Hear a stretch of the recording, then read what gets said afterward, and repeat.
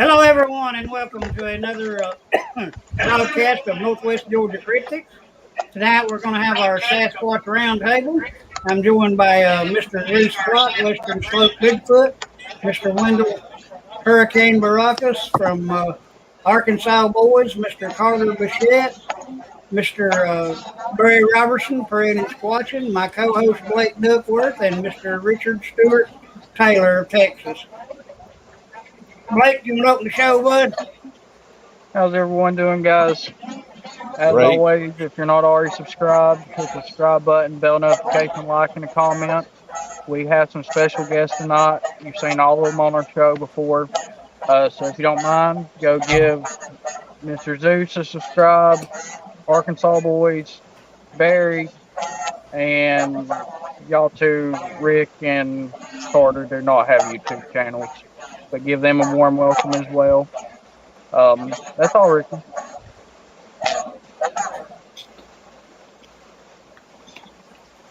right, folks. We've got a roundtable discussion on Bigfoot, its origins, and the paranormal aspects of this creature tonight.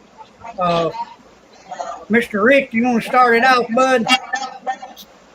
Well, yeah. I started, out inquiring back in the early 2000s. My son and I had a cinder block size rock thrown at us.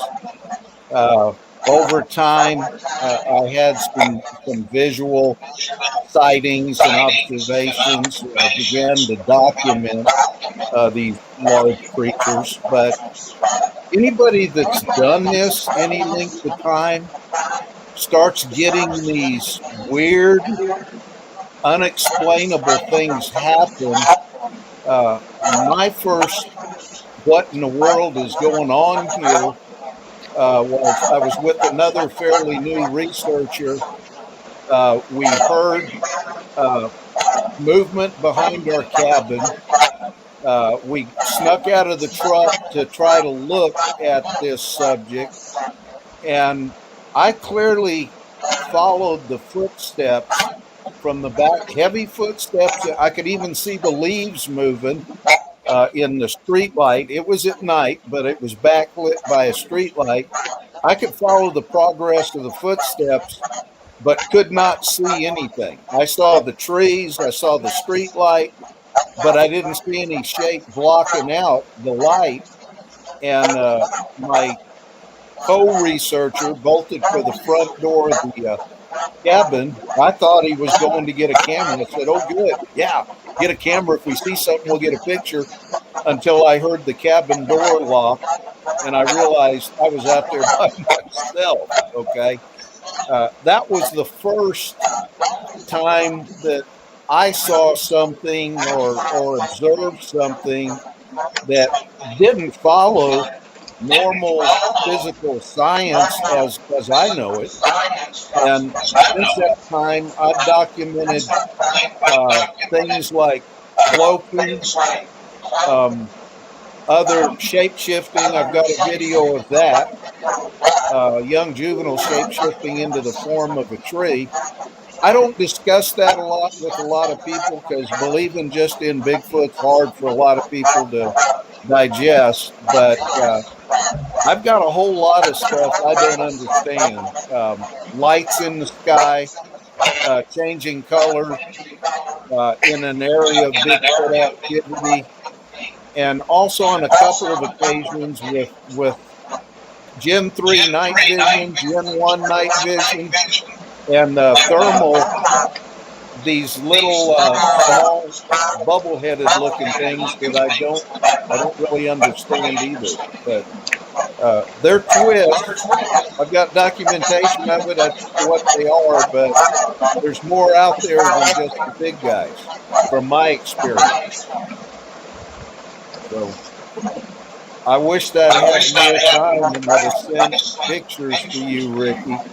On a couple. I may have sent you something in the past, I'm not sure, but I can do it. I apologize. I've been out of town working and got here real kind of shortly before time to come on the air. So I would have sent you some things there, some pictures and stuff. But though probably the Is most everybody? unusual thing that happened. Go ahead. Sorry. Is everybody? You guys getting any feed like interference with audio Yeah, and a lot stuff? of Okay. feedback, like a lot of delay, like Um, 2 or 3 second delay. let's try something. Whoever's not talking, let's try muting the mics and see if that will fix the interference. So they should be a mic button. Just hit that mic button and it should mute your mics. I didn't mute mine. I was going to say real quick before I mute my mic, Tom Contrail's in the comments saying he don't see himself on here.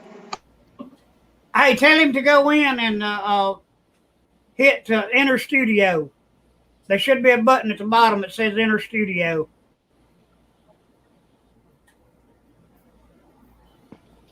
All right, that's already better. Wherever that feedback was coming from, it's gone. Do I need to do I need to go over it again? No, I took notes. I recorded the whole thing.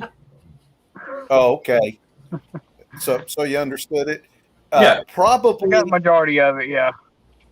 I was hunting hog down in central Texas on land a friend of mine owns, about 160 acres that is adjacent to a game preserve, And the big guys love those areas where there's no hunting and little activity, private area. I was well armed. I had a 308, LR 308, extra magazines. I had a Series 80 45 cocked and locked on my hip. I was out there with a thermal scope, and my 308, I had night scope on it. I was doing my search with the thermal. And the game plan was that friend and I were going to go out there after dark on his side-by-side ATV. And he got a flat tire right before dark. Couldn't find the spare or a patch kit in his barn. And it was a 2.5-hour drive for me just to get there. He said, "Man, Rick, I'm sorry, but I'm not going to be able to go back out there on foot." His heart wouldn't let that happen. He had a little bit of a health issue. He said, "You can either come back again some other time and we can do it."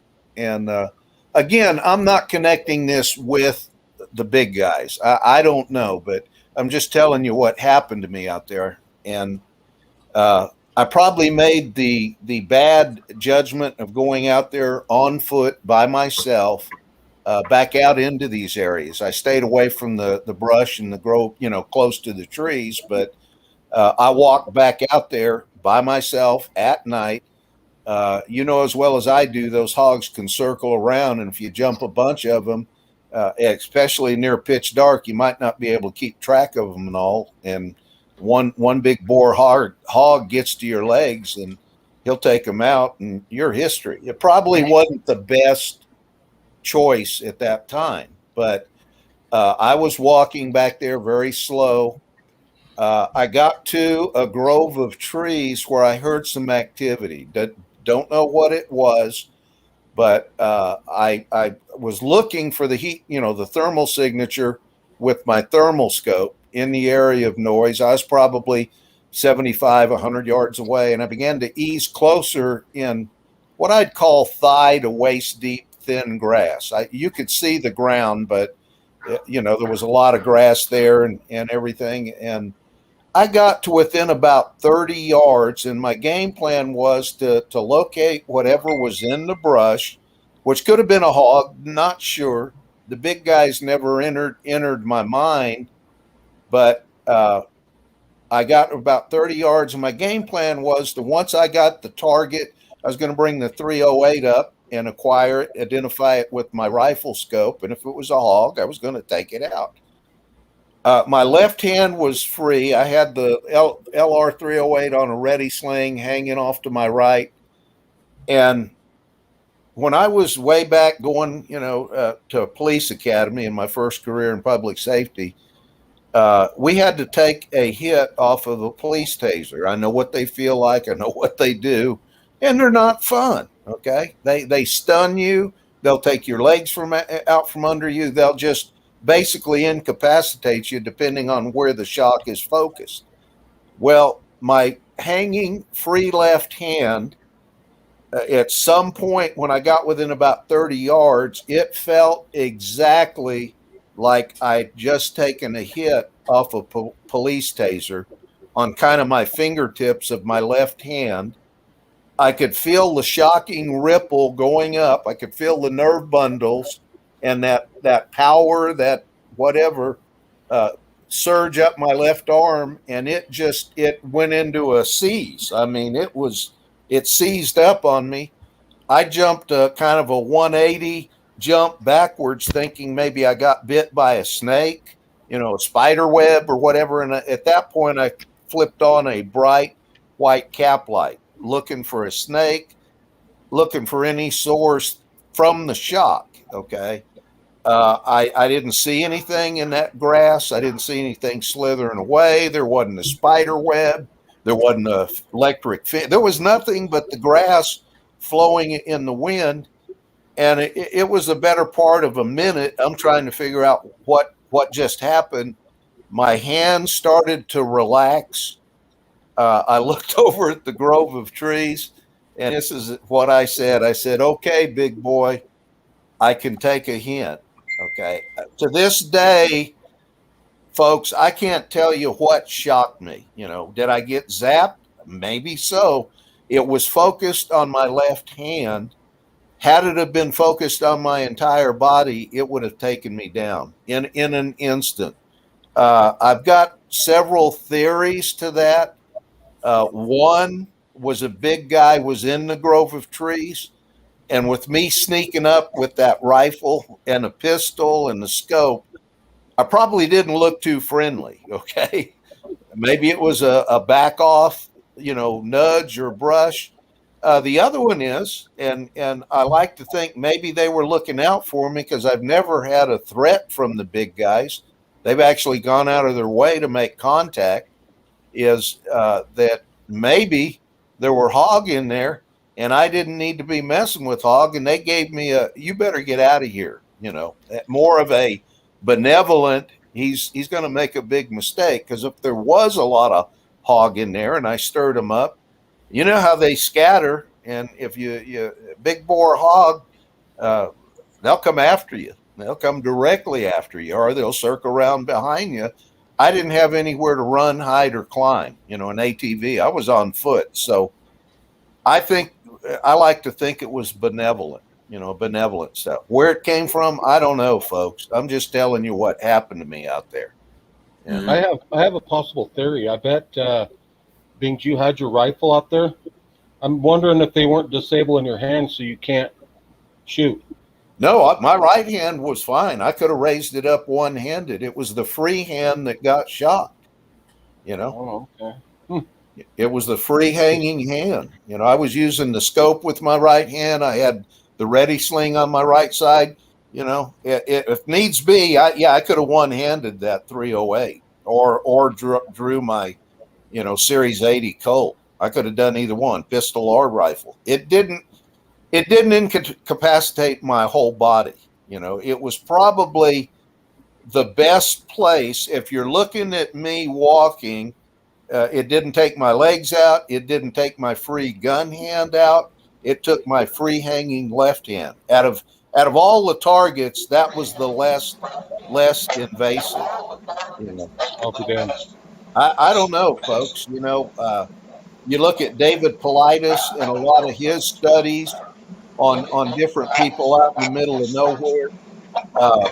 I've been out in the woods a lot. I don't usually go alone anymore. I like to have somebody with me, but these little bubble-headed looking things that I've got pictures of them. I wish I'd have sent them to Ricky. I've got them on thermal, and one of the guys with me saw them. And I asked him, "What are they?" He said, "Man, I don't know." Yeah. But very much like little alien looking, bubble-headed alien looking things. The one that I got in a thermal was creeping around the base of a tree. I was with probably 10 other researchers in a well-known expedition group. We had stopped along a remote fire road in Missouri, southern Missouri. Not a place you're going to have people strolling through. I mean, we drove a long way on a very remote fire road, got on foot and went down. It was supposed to be a fire road, but to me, it was a rugged, washed out trail for the better part of a mile. So, you know, the chances of somebody randomly just hanging out there in the middle of nowhere, not impossible, but not likely. And we had all stopped, took a break. And one of the ladies there had the parabolic mic. She had, you know, headphones on. She was to my right. And we were just taking a break, standing there. And she whispered over to me. She said, "Rick, I'm getting very subtle movement sounds." I said, "Okay, where?" Well, we'd acclimated. We both knew we were, you know, looking off to the side of the trail. She said, "It's back on my 10 o'clock position." So I looked over, you know, to the left at about what I would assume to be the 10 o'clock position, started panning and scanning with my thermal in the black hot mode. And I'm expecting to see one of the big guys. I've got them on several times side peeking, you know, and I watched them. They watched me. Wasn't a big deal. I was expecting to see a big guy peering around one of the trees back there. And I never noticed the white. This is the other thing I don't have any explanation for, is the subject at the base of the tree came out white. I'm looking for a dark, you know, black hot thermal signature, and I don't notice it at first. And when I do key on it, I'm thinking at first, well, it's a big sunflower or something, you know, it's not showing up in the, you know, black hot mode like other mammals would do. So I switched color palettes to white hot, and now it's black, you know, and that's when I whispered to another guy with a thermal. I said, "Look over here, 10 o'clock position." And we looked at it for a while, and it was just watching us and kind of moving around, observing. That was in Missouri in 2018, I believe, 2018, 2019. I could go look at the files. Back about 2012, another state, Atoka, Oklahoma, I think in about 2012, I was out there and I got decent eye shine and thermal of a big 10 or 12 footer. We estimated them to be about 10 foot when we went back in the daylight. There's three of us out there, had three different scopes, different positions. And one of the guys, I didn't have any FLIR or any thermal then. He had a thermal. He saw the subject by a tree, and I asked him to point it out with a laser so I could get a better angle. Because, you know, you're in multiple positions. It's kind of hard to, the guy says, "Yeah, it's right in front of me." Well, where are you? Or, you know, it's off to my left. Well, you know, the coordination is a little bit trying when it's near pitch dark out there and you got three guys moving around. So anyway, Yeah. He tried to light it up with a wet red laser. It didn't like that. It dipped and jumped and ran out of there like in a second. But I didn't notice it at the time, gentlemen. But later, when I went through, I had video both with Gen 1 scope and a Gen 3 scope that I borrowed from a guy later. I was just using a little small Wonder RCA, putting it on the back of the eyepiece, you know, and watching the little LED screen.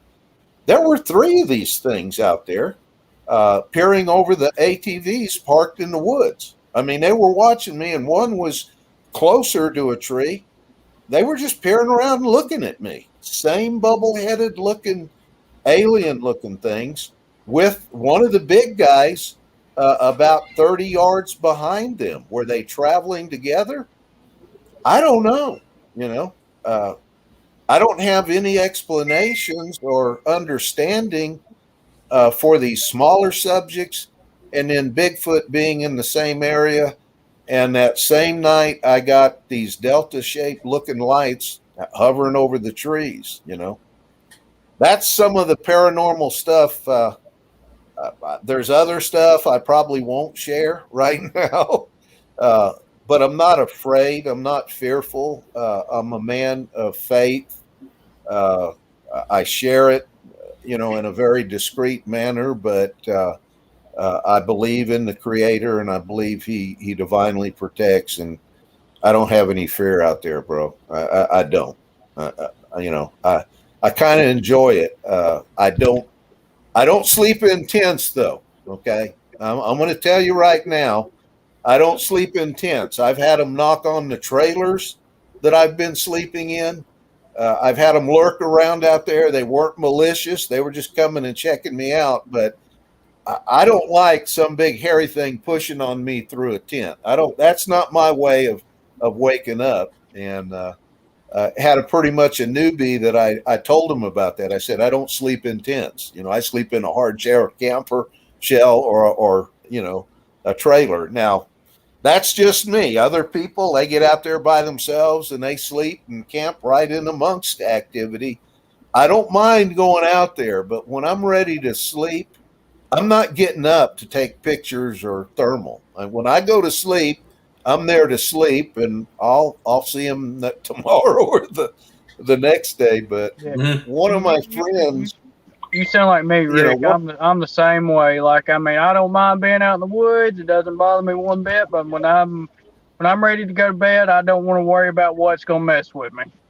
Well, yeah, I mean, I was up in Montana last year around October, and I got to, depending on when I go to bed and what I drink, me and my bladder, and my prostate with my issues, I guarantee 2 trips during the night. Okay. That's not negotiable. I tried the little bottle in the back of my camper shell. And when you drop the bottle, it's not a pretty thing. Okay. All over your bedding, at 3 o'clock in the morning. So I put a little 10 by 10 gazebo over the back of my camper shell.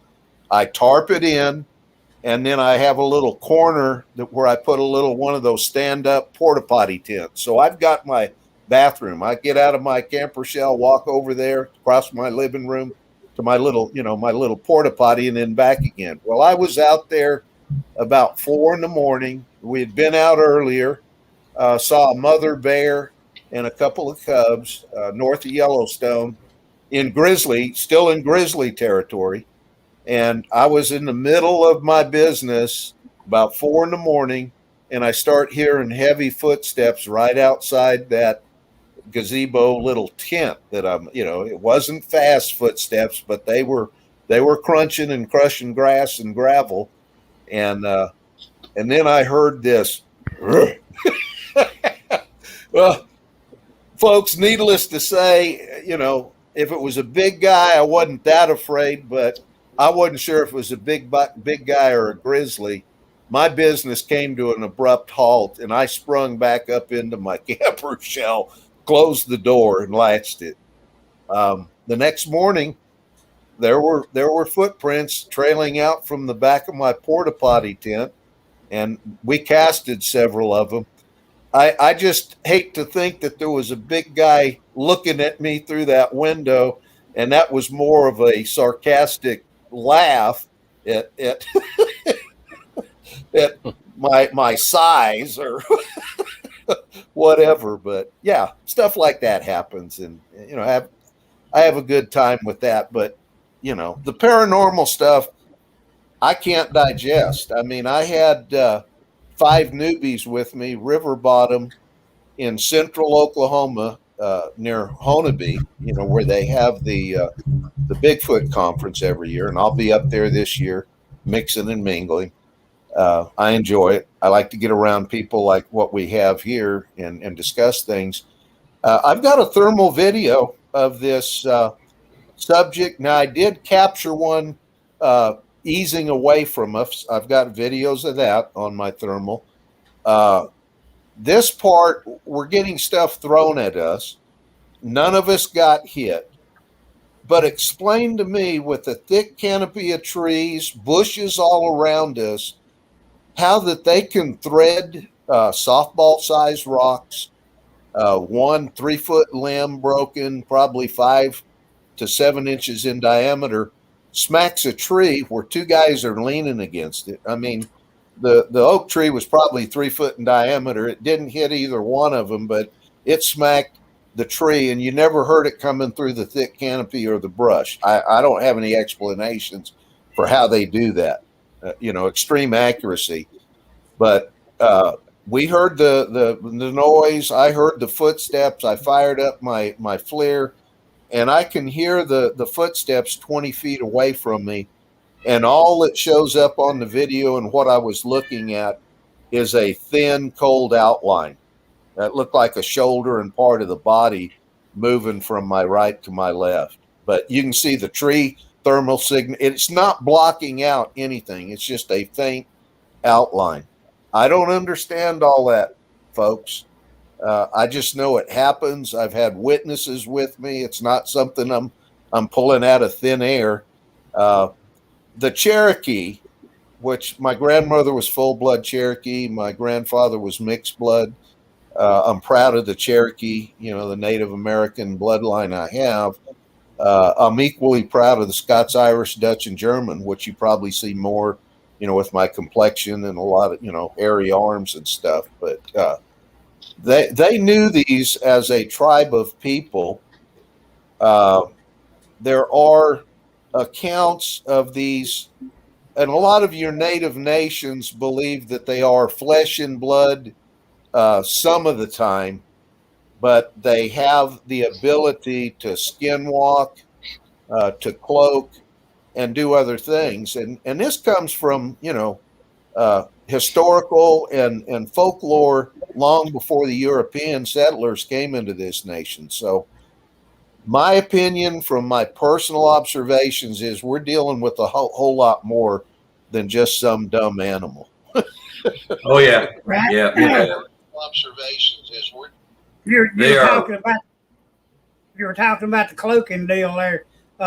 Everybody needs to go on our YouTube or our Facebook channel and check out a picture that Mr. Zeus posted yesterday on there of a face that he had taken in the bush. But, yeah. Zeus, explain that to him, buddy. Well, I went out to an area on the west side of Twin Sisters. The Twin Sisters area is a hot spot. I research out there all the time. I get a lot of action. Like I explained to Rick and Blake in the past, the Sasquatch up in this area, they don't really throw things at you much. It's mostly a lot of vocals, wood knocks. Sometimes the wood knocks sound like shotguns.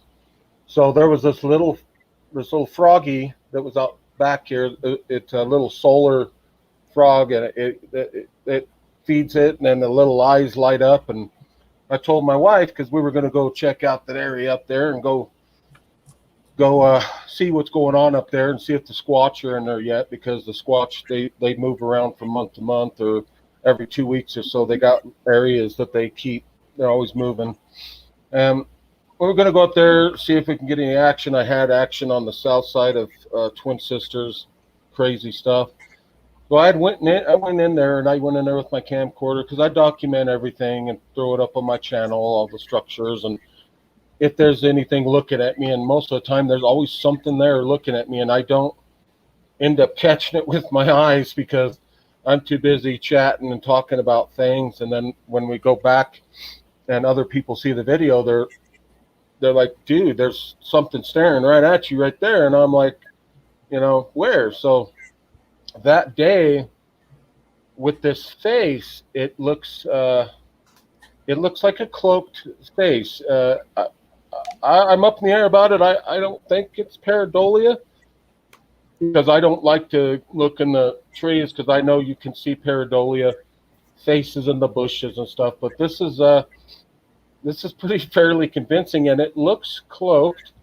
And I said, well, this is probably a pretty good example of maybe a cloaking Sasquatch or one of the others out there, because like you were saying, Rick, there's a lot of other things out there besides Sasquatch, and I've seen a lot of things I can't explain. I know pretty, because nobody's really an expert on Sasquatch, but I know quite a bit about their tactics, and I figure out where they move in certain areas. And one of the pictures, there was 3 pretty good pictures that day that I didn't see right offhand. And the first one was something peering out from behind a tree towards the bottom, and you could see its long fingers hanging on to the tree. It's pretty definitive, and I had people be real negative about it, and one guy was like, "Oh, it's toadstools or whatever you call them, things that were off the trees." And I told him, there's no toadstools up here at all. I mean, if you can even remotely find one, it might be by a really damp creek area. I still haven't seen one yet up here. And they look nothing like they could just see a little face. And then the other one is a darker individual. It could be a juvenile. A lot of people are saying it's one of them little gnome things peering out at me, and it's pretty definitive. I mean, you can see the cheekbones and the nose. You can almost see the nostrils. You definitely see the eyes. And again, I didn't see those at the time because I just went out there to check it out. Heard no vocals, no wood knocks. I set that frog out there, and then I ventured north and went and checked out some thicker area with trees and brush and stuff around. And but on replaying the video, an individual actually took one of my video and took a couple of faces out of it and made a little special video and said, "Look at what this guy caught." And I said, "Well, I'll be damned. I think to myself, and I really try to pay attention, but they slip you every time. And I think they mess with your head to maybe they're over here, but something for some reason compels you to go ahead and walk this way as you're talking, and you're looking for evidence. When they're over here, but something kind of drives you to the right, away from them. It's really weird. And there was only one time that I was up, and that was my last good sighting. I did a comparison photo of a Sasquatch that was peeking out from behind the tree at me. And I like to say that a lot of Sasquatch, especially up here, have what I say like troll noses. They kind of stick out. You know what I mean? They're kind of big, and they look like a troll nose. Mm-hmm. And I went in and did a comparison of where that thing was standing. And the day that I went in there, I didn't have a gun. I got a 357, but I was very scared. And I told my wife, because I have a really good tendency to find these guys because I can look and I can figure out what location they may be compared to where there's a trail with human activity, water, different things like that. And I kind of put two and two together, study it, and then I figure out, well, okay, maybe they're right here. That's what I did that day, and I'll be damned. As soon as I crossed the creek, found a log, I was very scared. I was shaking on video, and I only went so far, and I panned around, and I looked right at it, and I could see it with my eyes. I'm thinking, shit, I need to get to the right of him, but he's blocking me. What is he going to do if I advance a little bit? I've got no protection. Because up here, the Sasquatch, you don't really hear of any attacks or any really aggressive stuff from Sasquatch. You hear a lot of that back in the eastern part of the U.S. They're more aggressive for some reason. And so I went ahead and walked this way because I had to come up and around to get back around across that creek right there. Plus, I wanted to check out that fresh structure. Just like the wind. Gone, just like the wind, like he vanished, just gone. No noise, no nothing, but he disappeared. But I've seen a lot of interesting things here, especially the little guys, the creatures, and the different things. I don't know what the hell you would call them or anything. I've seen them. I've seen little 8 to 12 inch guys running through the forest. In Montana, they have no hair. Up here, they almost remind me of like little mini Sasquatches. And they gone. As soon as you look over and lay eyes on them, right through the brush they go, and that's it. I mean, you don't even have time to, if you blink, you miss it. So, pretty cool stuff that I've encountered up in these areas up here in Colorado. The only thing that I've ever encountered other than, that I can't explain other than say, like, my paranormal stuff I do and Bigfoot is me and Ricky, we were coming back one night from the lake that we were doing research at the time, actually where I had my personal sighting at. And I got a glimpse of it out in the corner of my right peripheral because I was driving. Ricky was in the passenger seat, of course. But as we go by this thing, Ricky's like, "What the heck is that?"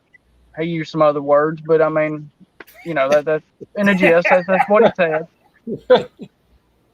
And so I go down just a little bit and turn around and come back. Well, what I saw out of my peripheral was a white furry ball. That's all I know how to explain it. It was in the ditch. It wasn't a cat. It wasn't a dog. It wasn't I don't know what it was. Ricky had a little bit better look at it than I did.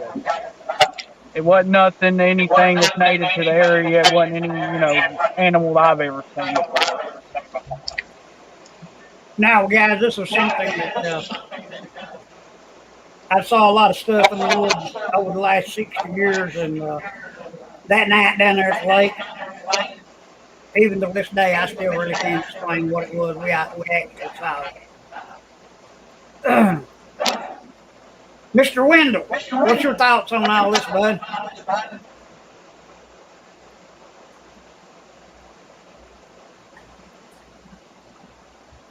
Get my mind going up here. Oh, it's all interesting.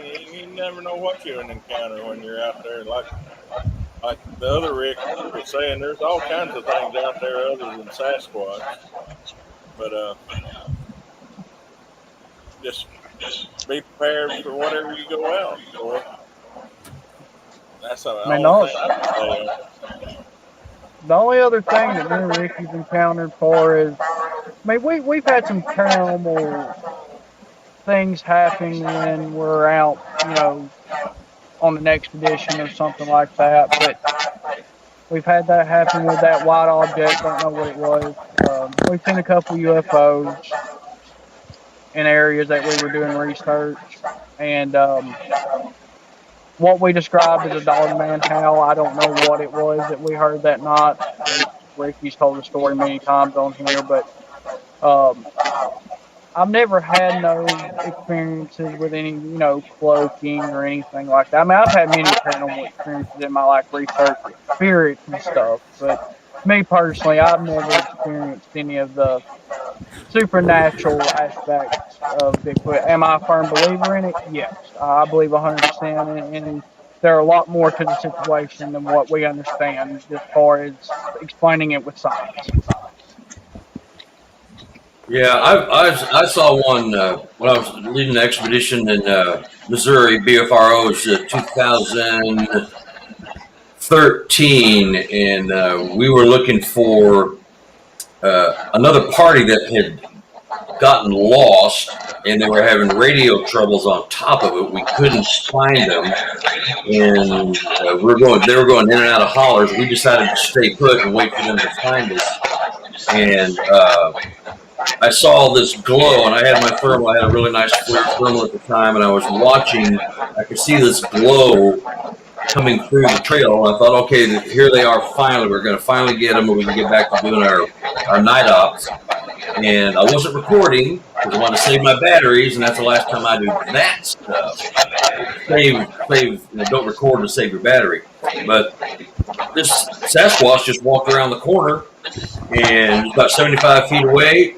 It took one step, two steps, the third step, it just vanished. Just poof, a bright flash. And what it was the outline. It looked like somebody had blown a smoke ring in the shape of a Sasquatch. That black flash just dissipated, and you can see the outline of the creature, and it just dissipated. And I was with some rather close-minded individuals, so I didn't say a lot to those guys because they're of the dumb ape and only dumb ape group, and that doesn't mesh well with the things I've seen and experienced, as well as all my witnesses. And so that took me to another level right there, and I never went back because it's not an equipment malfunction. I'm not drunk or stoned. I'm completely lucid and wide awake, 11 o'clock at night. I'm watching this happen. And so how do you explain that?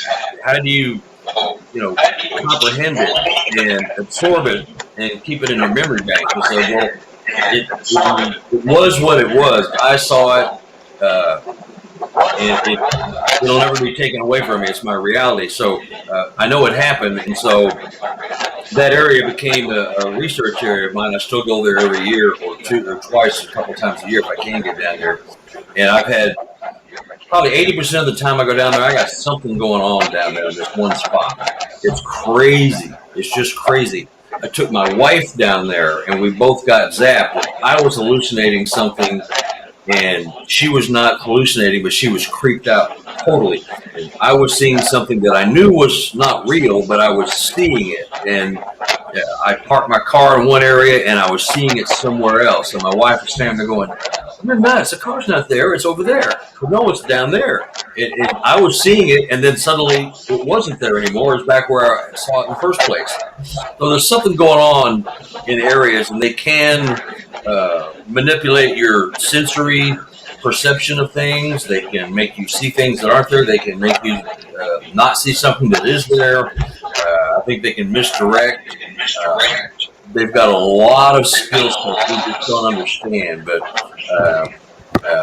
I stay completely open-minded. I've interviewed probably 300 witnesses. I've probably got almost 100 reports published at BFRO. And so a good third of those people, after they tell you their somewhat pedestrian sighting of I saw a Sasquatch cross the highway, or one snuck up behind me while I'm fishing, and I turn around, there's this creature watching me fish. Then they go, "Well, I'm going to tell you something you're not really going to believe." And so after you're telling me this incredible story of seeing a Sasquatch, a creature that doesn't exist, you're going to tell me something even more fantastical, and it is. And it's all quantum physics, paranormal, abstract skill sets, whatever you want to call it. And it defies logic by the typical scientific methods. Well, that noise went away. That's great. Whatever happened. Everybody else hear me? Yeah. That's good. Okay. So there's things going on. I've got a guy in Canada right now who has these two creatures materialize in his house and come and go, disappear. Sasquatch. One's Zap and one's Barry.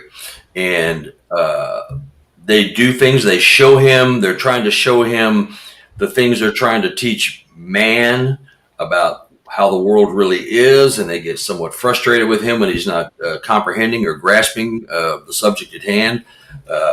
There's things gifted that just appear in his house out of nowhere. Mostly these little dragonflies that are endemic to his area where he lives up in Canada. And so they gift things, and they just materialize in the house. The doors are locked. There's nobody there. They just appear, and then they disappear. And they'll appear on a trail that he takes down to the lake where he walks in the morning, takes a walk. And there's always a rock or a stack of rocks or glyphs or these little blue dragonflies, pieces of fish, things that are in the trail that he's going to see. And there's like, how did this get here? And it's gifting. He calls it psychic nudging, where these beings are kind of directing you. And like one of you guys just mentioned, I was looking over here. For some reason, I decided I want to look over there. Well, maybe you were directed that way, and it was so subtle you didn't even realize it, and so they can manipulate the environment. They can manipulate what you see, think, and hear. And it's incredible to be a part of that, and it's incredible to hear it from the witnesses. Some of the things they're telling you, and I've got 2 books out, and these people don't want any publicity. They don't want their names used, the location, nothing. They want to tell their story. I got permission to put them in the book. I just fictionalize their name and location and occupations and all that kind of stuff. They just want to tell the stories and get it off their chest, and they feel so much better when they've shared these events. And it's up to the public to believe that stuff or not. I've had too many signs and things happen to me that tells me, the flesh and blood thing is a very limited, mindset, only because, you only got a few things you can come up with that will explain things with that point of view. And remember, everybody here and everybody you've ever known and everybody you're going to know, you're educated from the time you come out of the birth canal that UFOs don't exist, Sasquatch don't exist, this, that, and the other can't happen. oh, wait, UFOs do exist. So they've been lying to us for 80 years. So it's going to be the same with Sasquatch. They're going to finally admit it when DNA and technology gets to the point where they just can't deny it anymore. And we'll get the kind of bullshit whitewash we got with the Tic Tac videos.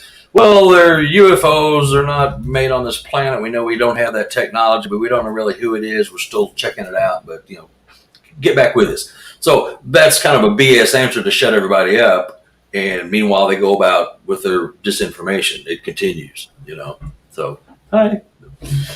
So, but it's a fascinating subject, and it's opened so many worlds and topics for me and the witnesses. In the first book I put out, I got 16 people contacted me, and half of those are in the second book, and they're all paranormal, abnormal, bizarre stuff that the average guy on the street will just go, yeah, bull. That can't happen. That can't be. But we're all taught. We're all taught that, and you have to have an open mind and educate yourself as you go through life that some of this stuff might be happening, and everything I've been told is not really what it is. So it's a fascinating thing. I've been doing this about 12 years, and it's fascinating. It's just simply fascinating. And so, hey, Carter, yes, got a question in the chat. Can this man touch these Sasquatches when they materialize in his house? Filmer of Bobcats. He hasn't touched them, but they have touched him. He has been knocked down, zapped, and knocked down because he wasn't understanding the message. And it was more of he probably thought it was an accident, but this creature, the Zap, got very frustrated with him because he was showing him how he does his walk. And my witness said, hey, how did you do that? That was crazy. So he went back, the Sasquatch backed up to where he started from and started the walk all over again. And his feet were going like 1,000 miles an hour, but his body was just moving like this. It was like seeing a propeller on an airplane. It's going around 1,000 miles an hour, but you can see all the props. But his body was only moving 1/20th of the speed of his feet. It was a crazy thing. He calls it the glide. And he got knocked down. He was unconscious by the time he hit the ground. He saw himself heading for the ground. He felt the blow. And by the time he saw himself, the floor coming up at him, and he was out before he hit the floor. He wakes up a couple of minutes later, and he's being helped up. And there was also a female Sasquatch that kind of comes with this one. So this has been going on with him for 40 to 50 years. Him and his dad have been going through all kinds of stuff with these creatures. And he is firmly convinced, and some of it makes sense because I've talked to somebody else who's up in Canada, and he kind of verifies some of this stuff, that these two Sasquatch that he's been dealing with are sort of his caretakers. They are there to guide him and to educate him. And they kind of have to do whatever he does. So to answer your question, Filmer of Bobcats, yes, he has touched them, but they have touched him more than he has touched them because he's frightened of them, but he doesn't really know why, because they're very benevolent and helpful. But on occasion, they get frustrated because he doesn't seem to be absorbing the message they're trying to convey. So, yeah. Hey, Carter. Yes. Hey, when you talked about the Sasquatch, how its legs were just zimbling like that, body moving slow, that reminds me when I was, the Survivor Man Bigfoot, right? Mm-hmm. I think, if I'm correct, it was episode 7, 38 minutes in.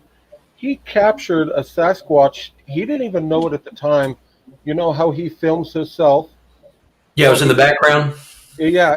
If you notice, the legs are going like this, but the body isn't moving compared to what the legs are doing. That is amazing because he's even saying that. I mean, that's just a huge validation, too. Seeing something like that on video and how the legs are just going like a blur, and the body doesn't seem to be moving as fast as the legs should be taking the body. That's incredible.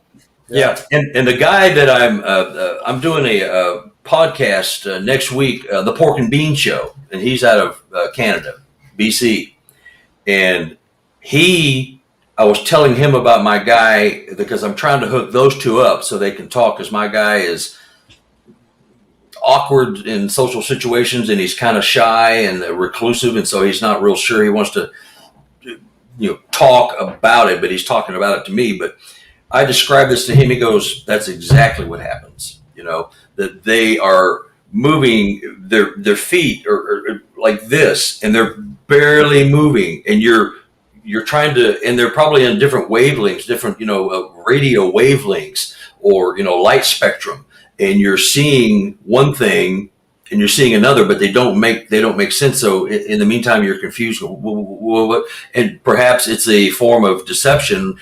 You're being occupied by watching this, and something else is going on over here. Something else is getting away. Other Squatch or juveniles are getting away or hiding or whatever. But it's a phenomenal thing, and I'm working on getting him to describe this. But yeah, basically it's like watching a propeller, or like you're watching a car and you see the wheels going around, and it's going around at just the right RPM and you're right distance away from it, where it looks like it's kind of going just really slow, but the car's going 60 miles an hour. But it's the reverse of that. The feet are going 60 miles an hour and the body is like slow motion. It's a bizarre thing. I've not observed that yet, but several people like you just confirmed to me that you've seen that. Survivor Man is, and it's like, well, there you are. You can't necessarily explain it, but it is happening. Doesn't mean it, I heard a couple of people had a little theory about the Survivor Man Bigfoot when it was doing that behind him.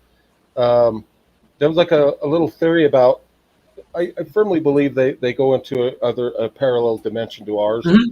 Mm-hmm. And that's how come they can stand right next to you and interact with you, throw things at you. They can see you, but you cannot see them. Mm-hmm. Somehow they can get in between and go in and out.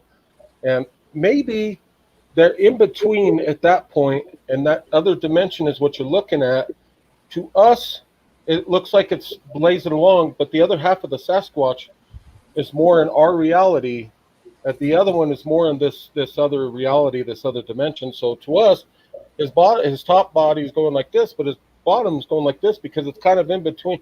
You know what I mean? It's hard to explain. Yeah. You don't understand. Well, he's in two different dimensions, or a third, or he's coming into one portal that has one frequency, and he's going into another portal, which is the one we're in. Let's just say, and that has a different frequency, a different vibration. Vibrational frequency of light and all that. And I know that's a real heady topic, and people are kind of going, "Oh boy," you can hear the eye rolls, but if you talk to enough people and they're not yanking your chain, and they're strangers to one another, they have nothing to gain, they don't want their name or anything in life, they want complete anonymity, and they're telling you the same thing, they don't know each other, never heard of each other, there's something going on. You just can't ignore. You can ignore it, but you can't if you want to get to the bottom of things, and that's where the quantum physics comes in, and Ron Moorhead made comments, Terry's in my book, first book. And it's just that way. It's quantum physics. Math will tell you that all of these things are possible. And the only way to disprove it is with more of the same math that was used to prove it. And they cannot disprove that it could possibly happen. So you have to be an open mind. You don't have to believe it, but you should at least consider it. That's why I call it kind of my Brussels sprouts theory. You got to put the Brussels sprouts on your plate. You hate them. They taste like crap. I'm going to put them on my plate and pretend to eat them so my host will give me dessert. So you just spread them around, act like you're eating it. But if you accidentally just open your mind a little bit and look into it, you might go, well, I can't explain it, but I can't say that it can't happen. Just because I don't understand it doesn't mean it can't happen. It just means you can't explain it. And you don't have to believe it, but I consider virtually everything people tell me. I've been yanked before. I mean, there are people that are obviously hoaxing and yanking my chain. I've talked to 300 plus witnesses. I mean, some people are full of crap, and that's okay. That's okay. They get their jollies, and every now and then, if you fall for it, you made their day. But I don't fall for it for long. You just listen enough, and you go, okay, you're full of crap. Let me ask you this question 4 different ways. That I'm asked the same question. You're gonna screw up your answers because you don't know that I'm on to you, and you're just gonna keep lying to me till I catch you. So, but there's stuff going on, And if you want to get to the bottom, at least consider it. You don't have to believe it, but at least consider it. Consider it doesn't mean you believe it. You know. Hey, Carter. Another thing. Can I tell you something else that happened to me real quick? That was almost a year ago this month. I was up researching the southwest part of Twin Sisters, and I went up into an area. I was having all kinds of action going on. I was having a duck, because Sasquatch will mimic animals, and there's no duck there by far. Very thick, dark timber, lodgepole pine, and well, I went back in there. I found some really awesome structures. Whenever I get into structures, I start getting action. And it was about this time of year, maybe like next month. But anyway, so I turned around and looking at the structure. I turned around, and a lot of people pointed out this orb went across my screen, and I caught it on video. And there's a little X structure sitting kind of down like this, and it hit this small log here, and the tip of that went like that, and I caught it on video, and I was like, I didn't touch that, you know. And I went down, and Sasquatch aggressively yelled at me, whatnot, and it scared the hell out of me, and I almost ran, but I kept my composure. And then I got back to the truck. My wife's like, you know, holy shit, are you okay? I heard that, you know. And I'm white, you know, like pale, and I'm just shaking. And I said, Jesus, you heard that then, you know. And she's like, yeah, I could hear this, you know, yelling at you, the real gutturally stuff at me. Well, anyway, that night, and keep in mind the place that we're in, never seen any kind of ghost, nothing paranormal type stuff going on. That night, my wife and me, if you get over here to the kitchen, if you look down the hallway, you could kind of see, you know, that much. You could see our heads into the bedroom if you leave the door open. And late at night, you can look over and you see this orb. It's a big orb, kind of translucent white color. And it would dance across the hallway, come back into the kitchen, living room. And then it would stop, and it would look like it's looking at us. This went on for months. And I got to think, I told Kimmy, I said, did something follow me from Twin Sisters? And then, you know, I got this friend, Kayla. She's trying to get over cancer right now, but she painted me this picture of a Sasquatch, side view of a Sasquatch, the moon, a little UFO, triangle UFO and whatnot. She sent it to me.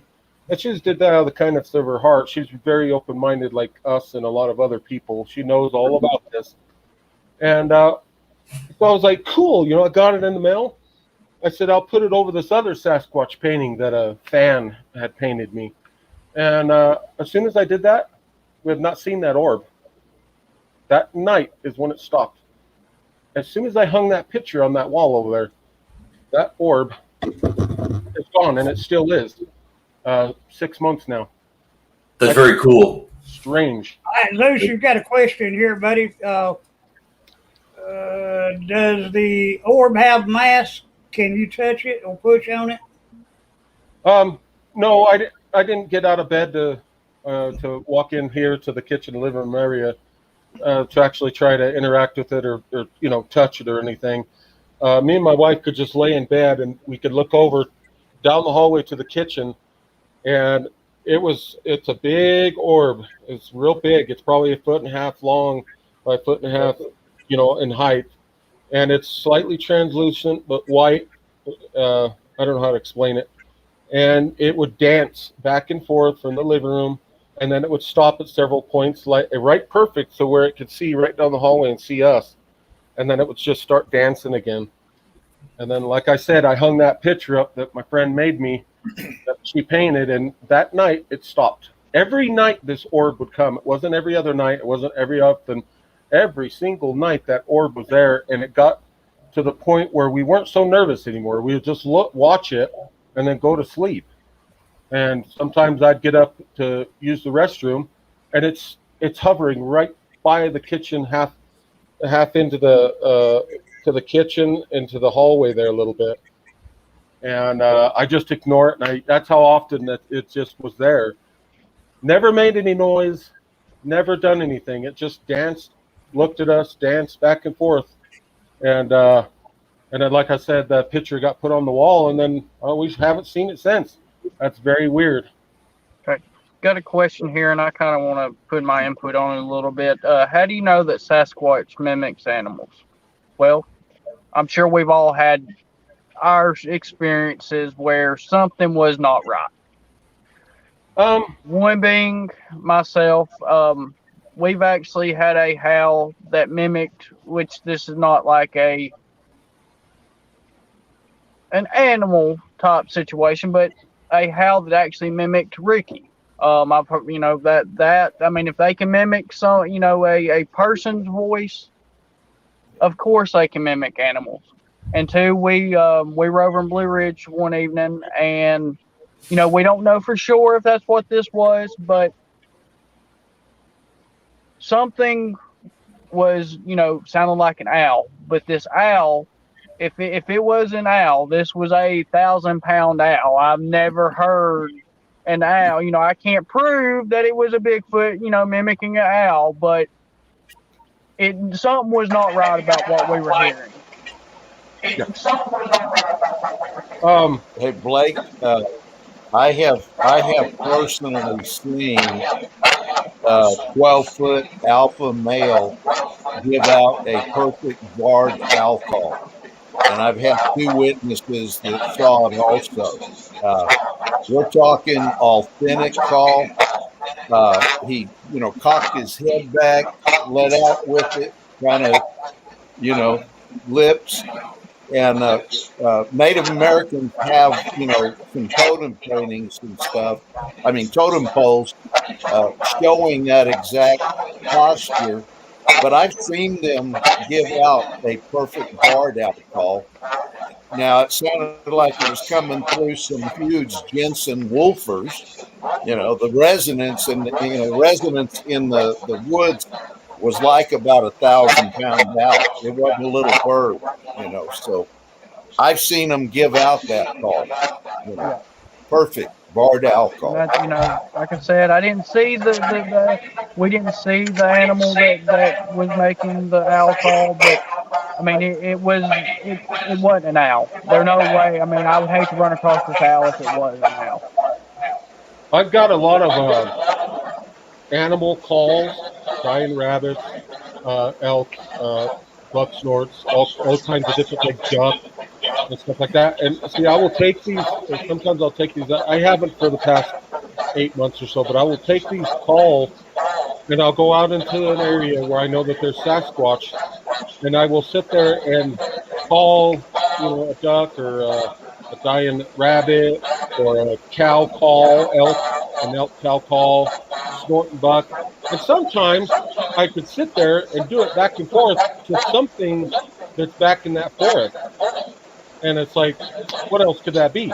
Especially when you're in the deep, dark forest and you hear a duck back there. I didn't have the duck call. That was the day that I seen the orb fly on the screen. And there was a duck in the deep, dark forest there. And you could hear me on video say, what the hell is a duck doing out here? They're just not there. You won't find a duck right there. Well, turkey calls. They can mimic anything, any mechanical vehicle. I had a guy. We were in, I think it was Iowa. It was Iowa, and we had a gentleman. His name's Tom Rue. I don't know if anybody knows him. He was with BFRO. He was a retired nuclear physicist and he had a degree in bioluminescence as well, which was the study of eye glow in animals. And but anyhow, he was in ill health, and so he stayed back while we were in night ops, and he was call blasting whale and dolphin calls into the woods, and we were all in the woods monitoring any responses or reactions to those call blasts. And suddenly we get a Mayday call. He was like, "You guys get in here real quick. I need somebody here right now, right now, right now." And what had happened? He was sitting there, and he was on oxygen. He couldn't walk around. He was really a large guy, and he had to sit in his car. He had to stay with his oxygen. He was call blasting. He heard a car pull up behind him, heard the rocks crunching into the tires, heard the engine turn off, the door open and close, and crunching footsteps walking up to the car. And that's when he was calling us out. Oh my God, mayday, mayday, something's here. I need help. I need help. And we got there, and there was nothing there. Nothing. And we determined it was a Sasquatch. What he thought it was the conservation officers coming out to see if there was maybe some people spotlighting, deer and stuff like that, hunting illegally. But he heard it clear as a bell, and he's a guy who would not refute anything he said. He was a smart guy and the last guy in the world who would BS about anything. He was terrified. And you can't fake that, but he described the motor and the footsteps and the car door. They mimicked the whole thing, and he thought it was a conservation officer coming in dark to sneak up on a car that was spotlight, because he looked like he was sitting in a car with his boombox in the window. So he thought that's what it was, and so he didn't panic right at first till he realized there's nobody there. Oh my God, help, I'm in trouble. So they can mimic anything. Owls, cattle, people. I've got a habituation witness. They call her name out in the middle of the woods. They'll call her name out. They call her by a nickname that her husband calls her. Nobody else knows this nickname, like Honey or Snookums or whatever. I can't remember what the name is. She hears him calling her name in virtually perfect English, but a guttural kind of, big, boomy, guttural kind, but it's clearly her name or her nickname. So I think they can mimic anything on the planet. I would have no qualms about putting money on that because they're masters of their environment. Why couldn't they mimic all? They live in the woods. The woods are their living room. They live and hunt and live and breathe there. They know those areas, and why they could not pick that skill up and use it to their advantage. It doesn't. I don't have to think twice about that. Yeah, I know up in this area, I hear drones all the time go back into the forest. No drones out there. But people use drones all the time. The tourists and stuff, they launch drones to see if they can see wildlife through their drones. And I think it's funny because I could go out in the middle of the forest out here where no people are at, just me and all the other creatures out there. And quite often I hear drones. My wife too, she'll hear drones, but there's no drone in the area. Nobody's flying the drone. Well, especially at night, you got to be pretty darn good pilot, and you have to have your FAA license to fly a drone. So you have to be really skilled to fly one at night, and trying to navigate through trees. Now, if you're going straight up and you're hovering and you're looking at a clearing area, I get all that. But if you're actually moving around in the dark, you can't see what you're flying against. You can run into. And what's funny about it is while I'm out there and I'm researching, because I got to the point where I don't even really pay attention to the drones anymore. The drone noise will start, and it'll sound like it hovers or something, and then it's like it's shut off. And if it did that, where's the drone? Where did it fall to? And a couple of times I've heard it at night too, and there's no lights from the drones. There's nothing from no drones. And I told my wife, I said, I bet you they're mimicking the sound of a drone because I'm out there to see what kind of response I'll get, I'll get from me. And, but I do hear drones all the time, but I hear a lot of animal mimicking out here a lot. Yeah. Including right here where I live. We've probably all heard weird stuff that we know is them, but it defies logic, some of it. I heard one night it was mimicking an owl, and there was 3 owls in a triangular situation, and then one was yakking, and then one was talking back, and then talking back with the other. The third voice was like booming, way, way, way too loud, and it choked, it coughed, cleared its throat, and started the owl call over right in mid-call. It was hilarious, really. We were all standing. There's 3 or 4. We're all going, "Did we just hear that? That Sasquatch was mimicking an owl, and it choked had to clear its throat and start over. Are you kidding me? But we all heard it. We're all just going, "It's hilarious," you know. But that's what it did, and it was so loud that it was not an owl. It was, and you could tell. You hear, "Hoo, hoo, hoo, hoo, hoo, hoo, hoo, hoo." You know, it was hilarious. It was just funny. It was I think it was Illinois, I think, but it was just like, oh my God, that's hilarious, you know. But we all heard it. There's 3 or 4 of us there. We all heard it, you know, and it was perfect. It was hilarious. But the Sasquatch just kept on going, like, it's showbiz. Show must go on. I'm gonna keep doing my thing. Yeah, I've heard some a few animal calls. The last one I heard was up behind where I work. I'm a maintenance guy for a resort, and me and this guy Bruce were standing there, and this turkey started calling. We can plainly see up through the trees. There's no turkey there, but this turkey started calling, and Bruce started laughing because he's open-minded like the rest of us. And he started laughing. He's like, "That was a terrible turkey call." And I started laughing really hard. I mean, it was just like, you know, what was that? You know? Come on, guys. And you know, they got to have senses of humor. You know, I mean, we're imposing human emotions and reactions to these creatures, but we got to have a sense of humor about that. Like, "Hey, that's sucks. You got to work on your game." You know, I mean, you know, they've got to have a sense of humor about some of the things they do and attempt. You know, but yeah, I put nothing past them. They're every bit as smart and far smarter than we are for the most part, because you know, they live in the forest. I've heard them laugh in the forest. Yeah. Here in Colorado. I've heard their speech before. Yeah. And it sounds like jibber jabber. Just I don't know. I can't remember it. Very gibberish. Oh yeah, what they call samurai chatter.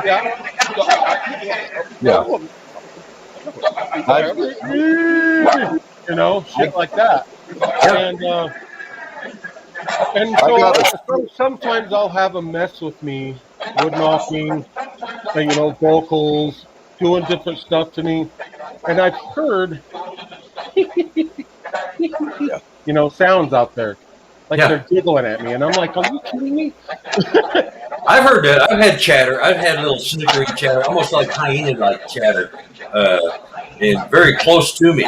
And I was by myself at my research area down in Missouri, and I went there, and I sat there by the fire, and I was going to go out, and I said, you know, I'm just going to stay here. I'm going to sit here by the fire and drink. And I tell you what, guys, all you Sasquatch out there, all my equipment is staying in their cases. I'm not having any cameras out. I'm not doing any thermal, nothing. All my stuff is here. I want you to come in and let me know you're here, because, you know, I'm used to seeing or hearing them often there. And I suddenly heard a little, kind of like little hyena, kind of like you were doing, a little kind of like hyena-like chatter, chuckling. But it was, you know, it sounded like it really sounded like a hyena and a chimp, something in between a hyena and a chimp. It was clear as a bell. And I said, all my equipment's right here. There's no cameras. There's no trick. Everything I own is right here in these boxes. I'm not doing anything. I'm just going to sit here and drink by the fire and enjoy myself and enjoy your company. And they interact. You know, that's probably for me. I don't take it too seriously. You know, I really don't. I've had them close to me. It's been intense, but I've never had a deep fear. That's, you know, other people, it may be too intense, but I was out there with 2 other very experienced researchers of native blood descent, and I can't tell you if there's a connection or not, but we were sitting there by a campfire, and they were tossing stuff. I mean, they were chunking stuff, and we were trying to figure out where it was coming from. And about the time we we started keying on one location, they would throw a 180 on us and it'd start coming in from another area. So there was obviously multiple, big guys out in the woods. Well, one of the guys there was collecting the stuff, and he got up out of his folding chair. I was standing behind his chair. I'd got up out of my chair, and I was trying to thermal and maybe see where they were hiding. Yeah. And he got up out of his chair and went walking to get this piece of bark that landed on, the other side of the fire. And he said, "Man, can't you guys throw this closer without me having to get up to go pick it up?" And I'm telling you, Carter, within 5 seconds, me standing behind his chair, I heard the thump. I looked down in his folding chair, and there was a quarter-sized rock that didn't bounce out of the chair. It was great accuracy.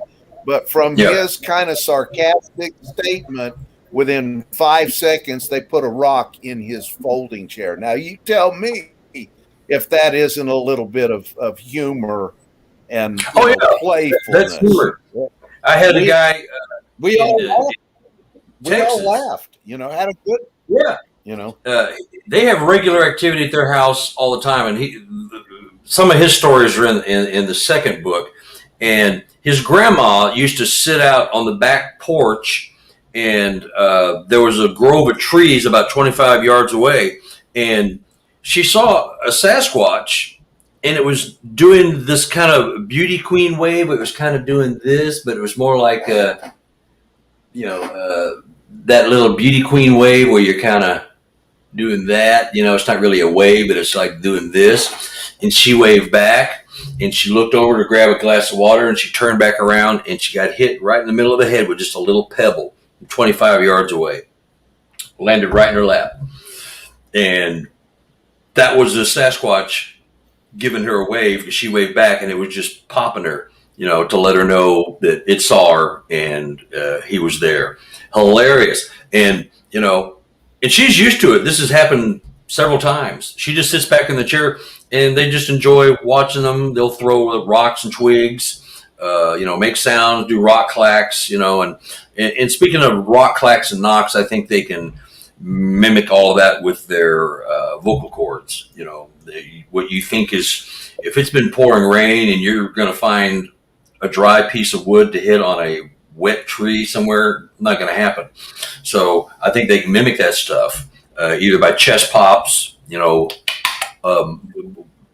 pops, or something vocal. I had a friend I grew up with. He was Nature Boy, Gordon Graves. He could hold his mouth open and whistle, this hollow whistle coming up, and he could talk while he was doing this whistle. It was the weirdest thing. So if he could do that, and there's theories that they have 2 sets of vocal cords, maybe more, or just think how massive and big they are if they just have 1 set. The things they can do with that, that comes into with the mimicking and everything. They have the cranial capacity to, analyze the sound and mimic it, so they can do that. We can all imitate owls to a degree. We can all everybody here can make turkey calls or owl calls or whatever to varying degrees of quality. I think also, Carter, they may use it in a way. I was with BFRO group, since you mentioned it earlier, up in Wisconsin, and this one lady with us gave out a perfect hair-raising, curdling scream. Anything that would have heard that scream would instantly sense urgency, dire, urgency. I mean, it was one of the best screams. I mean, the hair raised up. Within a minute, we got a real faint call. Couldn't really tell what it was. Then the call was closer, and then closer, it became clear it was a barred owl call. A couple more from a distance, and then they stopped. Then a barred owl call came from about 100 yards up the trail at ground level, and we saw eye shine I went on to get a thermal of a belly crawler in the grass. Some of the pictures are on my Facebook website and with a video. Richard Stewart Taylor, if you go there, you can see it. But I think that sometimes those sounds are used. I know native people used them for hundreds of years to defeat European settlers and stuff. I think they can be a form of communication, and are even more technical, is a form of triangulation to locate us or other targets with what they're doing. And in this case, I think it was a form of triangulation to find out where the call came from, the scream, because they had us located within several minutes. And that's just an unproven hunch or opinion, but I think that sometimes those calls are for that reason. Yeah, absolutely. Strategic. And I know they can count. They can count, and they count with frequency. Now, they don't always count when you hear these knocks and stuff. Sometimes they're just communicating with other Sasquatch, but I've had them count people when they join or leave a group, and it is painfully obvious that's what they're doing. I was at another Bigfoot expedition, and there was 6 people. There was a woman who wouldn't shut up at the campfire one night, and so I walked away. Bam, bam, bam, bam, bam, bam. There's 5 people still at the fire. There's one with a delayed knock. That's me leaving. I radioed to my partner. I said, "Hey, Brian, why don't you come over here and check this out, because I'm hearing some water splashing over here." He comes over and joins me. Bam, bam, bam, bam, bam, bam. 4 people still there, 2 people left. I mean, it's counting. Why did that change just because one guy left and then 2 guys? The sequence changed because one person left. And later on, when we rejoined, bam, bam, bam, bam, bam, bam. 3 and 3. We're all back together. Pure and simple. I mean, they were counting and letting others know that 1 and then 2 had left the group, and then they rejoined the group in case somebody's not paying attention out there. So they're telling other Squatch in their clan or group or pod, whatever they call them, that, hey, these guys are all back together now, so we're all in one spot, so everything's cool. I've got many, many examples of that, and sometimes you go, hey, I don't know, but there's proof. I know they count, and so sometimes, like when you pull up to an area, you'll get out of your car, and this first thing you hear is bam, a knock. Well, there's a human in the area, and you're it. And so, but I've had them count with. They've had. I was up in UP in 2017, UP Upper Peninsula of Michigan, and 11 people in a night op, and 3. Me and my partner we're all walking down together in the forest trail. He and I pulled back to see if anybody was coming up behind us. Bam, bam, bam, bam, bam, bam. Bam, bam, bam, bam, bam. 9 people still walking, 2 of them left. We rejoined, bam, bam, bam, bam, bam, bam, bam, bam, bam, bam, bam. So they're letting others know that 2 have left the group and they've rejoined, and I've got a lot of, and all the people were there and they all went, that is bizarre. So it wasn't just me. Other people picked up on it, and I brought it up, and they're going, oh, my God. And I said, watch this. And it happens. So some of those knocks are not necessarily made with trees and sticks, but I think it's something they can do internally, because there may not always be the perfect stick laying there to pick up and hit another perfect tree to get that knock. But you can mimic that all day long. If they can mimic a car engine or a deer or an owl or a turkey, why can't they mimic a knock? Especially with the amount of air in their lungs and the vocal cords and the mind they have, So that's my 3 cents right there. Got an extra penny. No. It's all the centuries keep track of all the people wherever you're at. Yeah, exactly. And you let them know where they're at.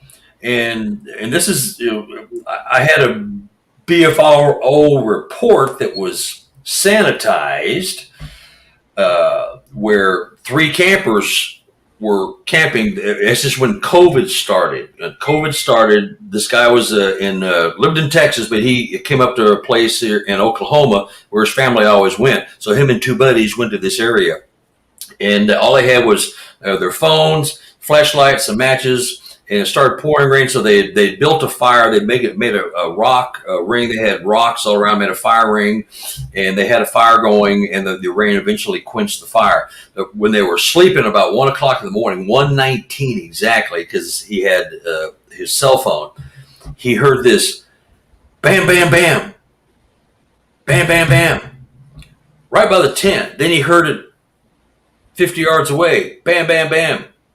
Bam, bam, bam. Then he heard it, 100 yards away, and then down a holler. It's just bam, bam, bam. There's, 3 knocks, 3 knocks, 3 knocks. And so he's going, wake up, guys. What's going on? That's the loudest damn woodpecker I've ever heard. What the hell? Because he thought it was woodpecker pecking wood at 2 o'clock in the morning. So anyway, it happened, and they kept him up for about an hour and a half with these knocks just going all over. They finally went back to sleep, and they got up in the morning, and the fire ring had 3 rocks removed, and the 3 rocks were placed in the middle of the fire. 3 guys in the tent, 3 knocks, in all different varying degrees of distance from their tent, and then the fire ring had 3 rocks taken out of the fire ring, and those 3 rocks were piled right in the middle of the fire, and there's 3 of them. That's nothing other than counting. It's just not I don't believe in coincidences. It's just too eerie and bizarre. And they all said the same thing before I said it. I think they were counting us. I was just about to say they're counting you. They were letting others know, and they were from different distances, so they were communicating, okay, 3 humans in the forest, pass it on. 3 humans in the forest, pass it on. They were going on down the food chain and getting around to all the groups. And so they count. They're thinking. They're sentient beings. They have logic and reasoning. They're just as smart as we are, and then 10 times so. And we just don't have a clue about what they can do. I mean, we have hints, and maybe some do have clues, but there's so much more to these guys that are it's just mind-blowing. It's just mind-blowing. You have to wrap your head around the things that are possible. You can't just say, oh, that's bullshit. Prove to me that it's not real. Well, I can't prove that it's not real, but I can't prove that it's real. But there's something going on. It just defies logic. You can't fit it in that little pigeonhole of dumb ape only. I mean, you can try. It just doesn't get you anywhere. That's why I keep going back to have an open mind about some of this stuff. But they even felt like they were being counted before I chimed in with my brilliant deduction that, hey, they're counting you.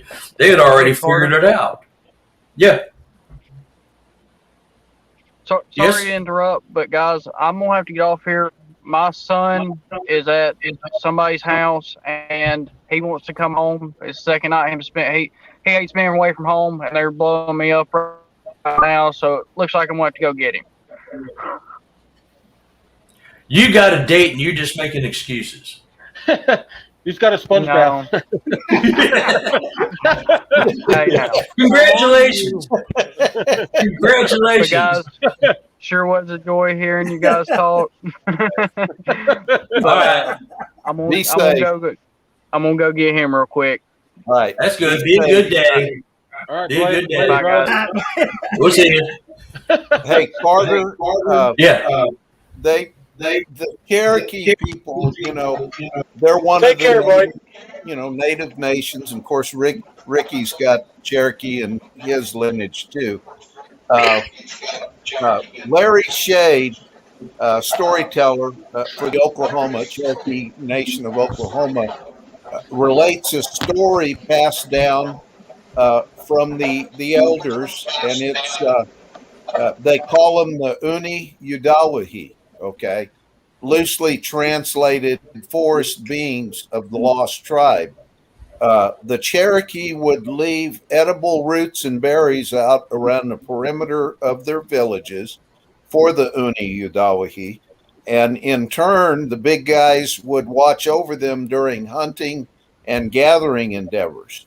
I know there's other conflicts with other, tribes, and some of it's a little darker, but that happens with the native nations. They had arch enemies and the tribes fought amongst themselves. But for the most part, the history of the Cherokee are a kind of a symbiont, relationship with the big guys, and it's not a big deal with them. And I think I even sent this to Ricky. I was up in near Jay, Oklahoma, and a full-blood tribal member was there. I got some thermal. It was just it was in the bushes, but we were out along his tree fence line, and he would leave butter out for the big guys, okay? And in turn, he would tell the howler, who they called this local, if you leave my livestock, my dogs, and my chickens alone, I'll leave the peanut butter out there for you. And they love peanut butter. And I found one of the jars, took off the lid, and sure enough, big index finger and thumb swirl. I may have sent that to Ricky, I don't know. But these things, they're not dumb at all. They have reasoning, cognitive thinking, and your native nations interacted with it and treated them not as an animal, but as a tribe. And it's hard for mainstream people to accept that. It doesn't float with them. And that's fine. But I think there's, as you, in your experience, when you have two different people, eyewitnesses, in two different places at two different times, relate to you the very same little intricate details in the forensic world, that's called corroboration, and it's very strong evidence. Whether the layperson appreciates it or not, it stands alone by itself. Yeah. Well, part of the thing that I'm always pushing lately is, because the Sasquatch world is so disjointed, and science is not our friend. Science is our bitter enemy. We need to create our own science. We need to have things that we accept as our evidence, because science is going to reject anything we do because they didn't come up with it. And they're of the theory that if I don't have a body on a slab, it doesn't exist.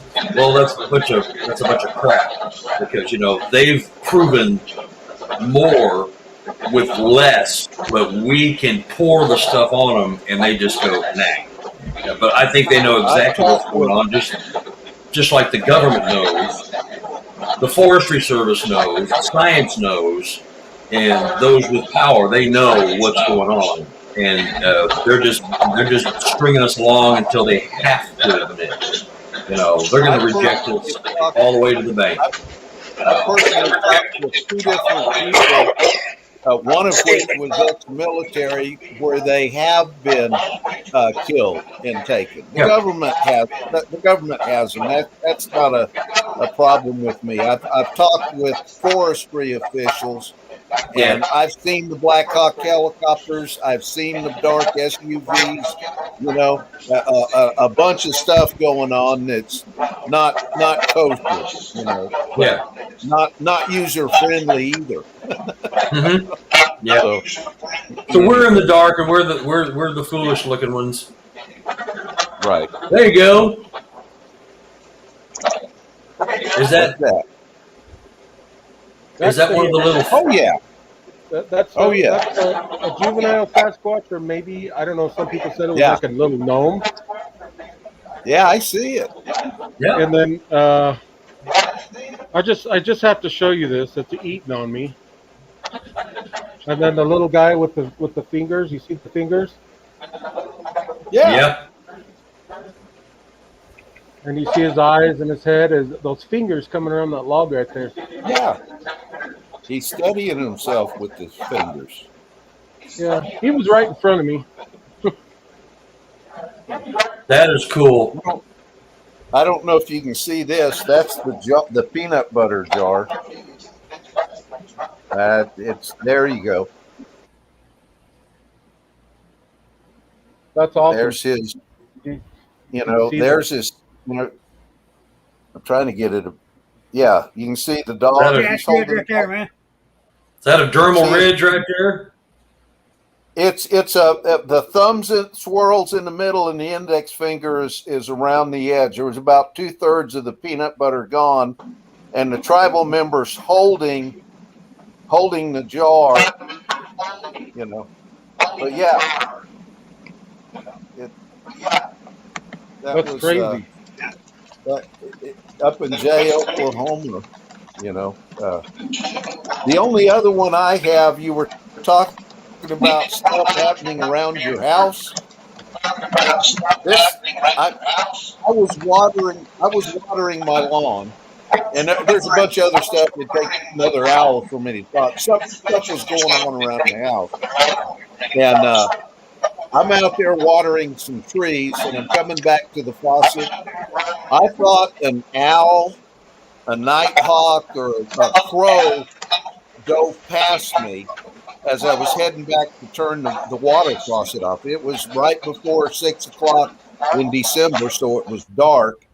I didn't think too much. I just flinched. I said, whoa, something just flew by me real fast. Turned off the water, went in the house. I had put a Moultrie game cam up on my front porch, and I also got a 24/7 security system, and most of the stuff stopped around the house. My wife, who is neutral, she's not a believer, but a lot of stuff was going on. She says, what is going on? Well, I checked my Moultrie game cam about 2 weeks later. I don't know if you can see it real well or not. That's me. It's an IR flash. That's me on the left walking back. I don't know what that hairy long thing is. That it's a blur, going past me. But that's a game cam picture. Maybe I can get it. There we go. Let me get it bigger where you can maybe see it. Now. Wow. Some long-haired flash going by, but don't know for sure. Wow. Oh, fingers. Wow. That's awesome. Wow, Carter, where'd you get that at, bud? If I tell you, I'll have to kill you. All right, just keep it a secret, buddy. That is as clear as you're gonna get. Yep. And the story on this one is the guy sent it to me.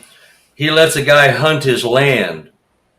He doesn't do that much hunting, but he puts up bucket loads of trail cameras. This guy was up in a blind, and I've been at that blind. I actually sat in the blind one night for several hours. I didn't see anything, but he was sitting in his blind. He was about ready to come down, and he sees this squatch walk up from the creek into this clearing, and I've been in that clearing. It's about 25 yards, and he's staring at the squatch, and the squatch is looking right at him, and the squatch just calmly walks right in front of a camera.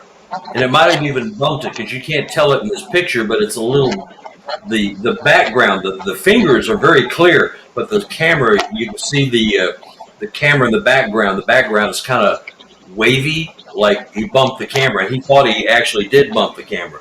So it just walked right by the camera. And there's the theory, which I do believe, that they can control or interfere or interrupt electronic broadcast. But is that just a dumbass Sasquatch that didn't get the memo because it just walked by and wasn't paying attention to its surroundings, or was it not in tune with its surroundings and just didn't even occur? I mean, the theory is if they know they're there, they will interrupt it, interfere with it. That's why you see a lot of cameras will get a picture of a deer, blank, blank, then a deer. There's two blanks or what was there?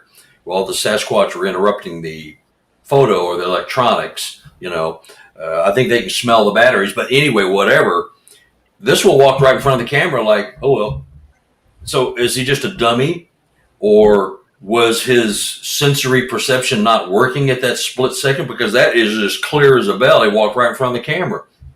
So if they can intentionally do it, he didn't have his antenna on or something, because he walked right in front of that camera. He's more occupied by other things. That's what we try to do on our team when we push them from area to area. Is try to photograph them or video them, and while they're moving and they're preoccupied learning where you're at and what you're doing. If there's 6 or 8 of you out there and you're moving them, they don't have time to focus on this camera, or if they do focus on this camera, the 3 more that's over here is catching. Yeah. And so that's perfect logic, because although 99% of the time you get nothing with a trail cam, every now and then you do get something, and it may be the blurry thing that's, indescribable, but you saw it, you were there, but the picture sucks. Usually if you put up a trail cam and leave it to them on their self, all you get is eye shine, because they sense it from far enough away that's all you get. And you get it for maybe 2 or 3 nights, and then they avoid the area totally. Well, they probably watched you put the camera up in the first place. Right. They don't even have to sense it. They saw, there's Wendell. They put that trail camera in the same tree every time they pick the same one, so there it is. So they already know it's there because they probably watched you put it up in the first place. Looks like my ex-wife. I was just going to say that. I beat you. I would say that too, myself, but mine lives about a mile below me here. So and where'd that one come from? I can't really give a lot of detail, but that's exactly what the one looked like that got within 15. It's the perfect, example of the one that got within 15 feet of me. Is this a drawing or a reenactment or what? No, is that an actual photo? Yeah, you can see the eyes. Yeah. It doesn't do it justice on this screen, but yeah. If somebody wants to know what it looked like, the one that got within 15 feet of me, that's what it looked like. That's what I show people. But they're amazing, Carter. I've had them come up and knock, like I said, on the. I was in Kentucky. Guy from Texas had a 32-foot trailer. He said, "Man, go sleep in your camper trailer." He said, "My wife didn't come. Grab the couch in the living room," which I took him up on it. The first night after that expedition, he was a newbie. He was learning. And I woke up about 3 a.m. I was using a CPAP. I sleep with a CPAP. I can do without it, but I sleep better with CPAP. Sure. And something woke me up about 3 or 4 in the morning. We'd already been out, and had some activity. And I looked around. My machine was working, and real dim little lights in his trailer. Everything was pretty much turned off. And I said, "Man, what woke me up?"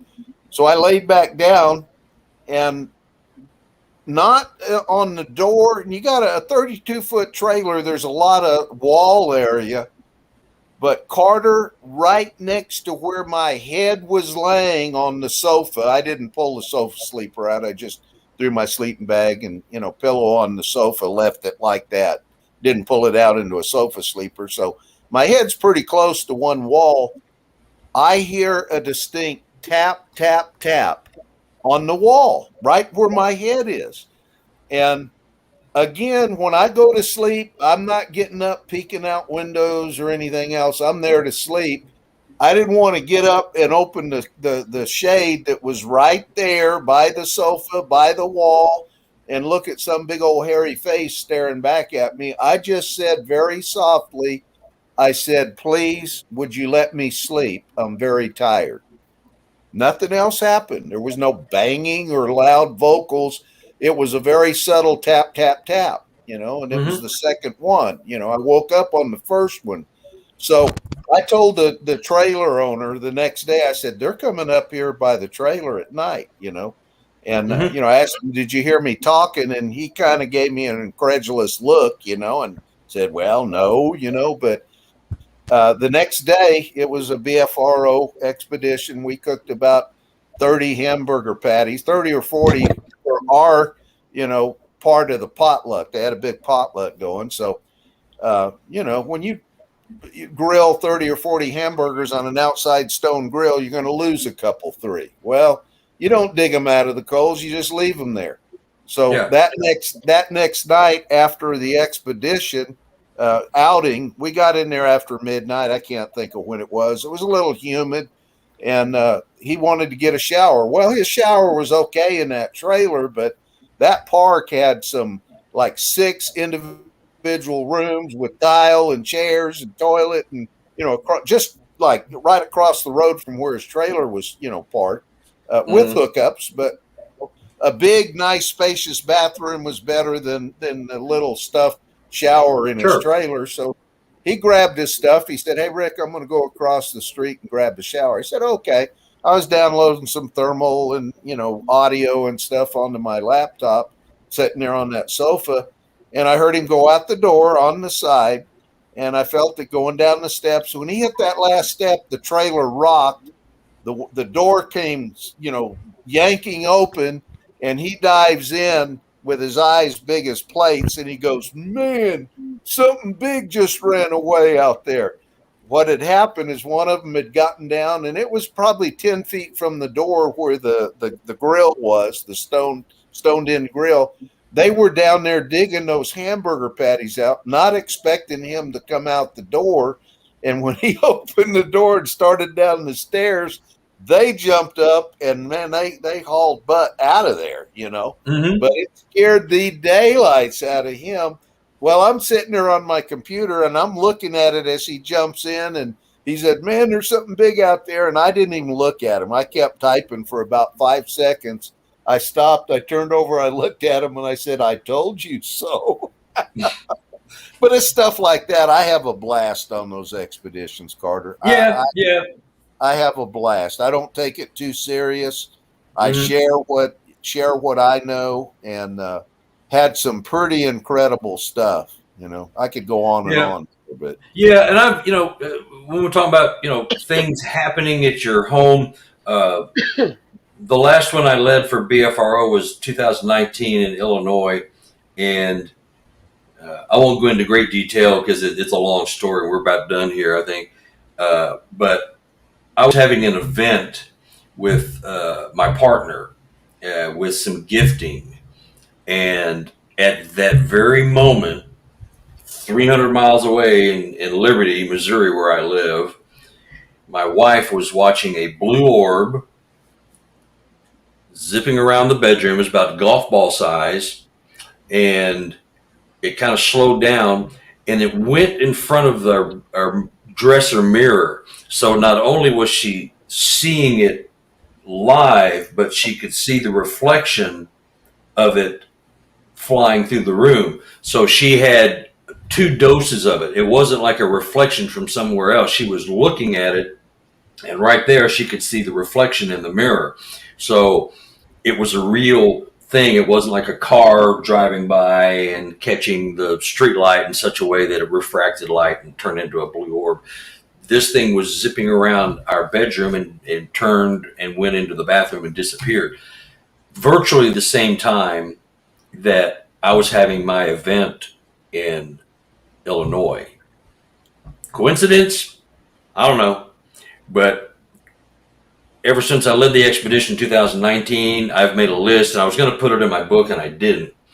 I got about 15 or 20 things that a few things could be explained, but like disembodied voices, knocks on a door, 2:00 in the afternoon, there's nobody home but me and my wife,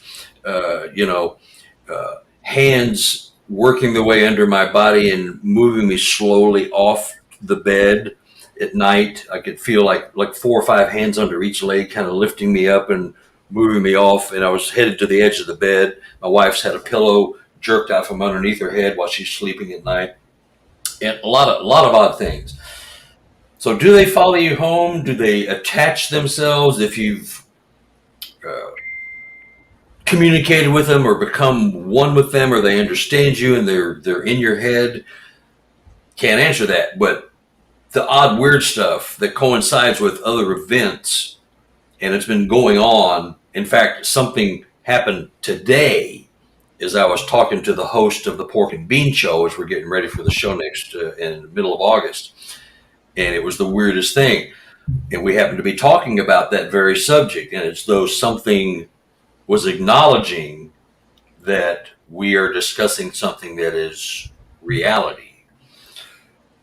Can't tell you what it was or wasn't, but, it was something that definitely. My cat was in my office here, and it was asleep in my chair, and he suddenly was growling and looking right over at the door. He was growling. He's the most laid-back cat.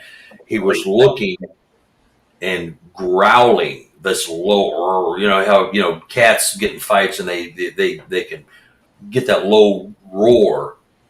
He was doing that, and I'd never heard him ever do that. And so we happen to have been talking about this very subject, me and this other host, Brian Bland, with the Pork and Bean Show. And so I don't believe in coincidences. Not at all. Not one bit. Not in this business anyway. Not in this field of research. Just odd.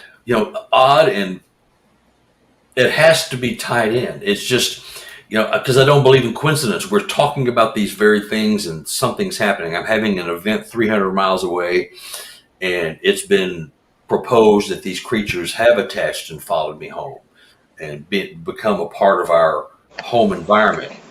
Very, very spacey thing to go out and think about, but it's food for thought, because if they can attach, if they're multidimensional, there's nothing they can't do. We just can't. We can't say that can't happen. I can't.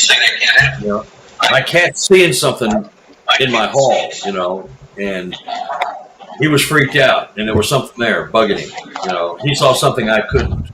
He may have just seen it, and I couldn't. It was there. I just couldn't see it. Can't explain it.